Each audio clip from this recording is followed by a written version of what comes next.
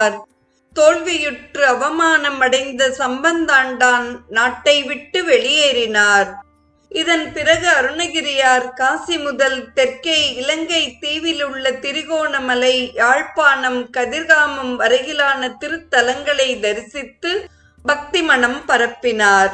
இவ்விடைவெளியில் அருணகிரி பெருமானிடம் தோற்றோடிய சம்பந்தாண்டான் மீண்டும் மன்னன் பிரபுடதேவனிடம் நெருக்கத்தை ஏற்படுத்திக் கொண்டான். காளியின் தரிசனத்திற்கு தவமற்றவர்களின் கண்களுக்கு வலிமை போதாது என காளி தம்மிடம் கூறியதாகவும், அதனை முதலில் தாம் தெரிவித்தால் அருணகிரியாரும் போட்டியிலிருந்து விலகி முருகனின் தரிசனமும் பெற முடியாது போகும் என எண்ணியே தாம் தோல்வியுற்றது போல் வெளியேறியதாகவும் கதையை கூறி மன்னனிடம் நட்பை வளர்த்து கொண்டான்.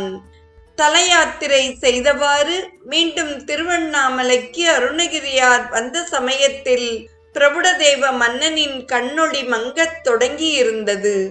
இம்முறை எப்படியாவது அருணகிரியாரை ஒழித்துவிட வேண்டும் என்பதில் தீர்மானமாக இருந்தான் சம்பந்தாண்டான்.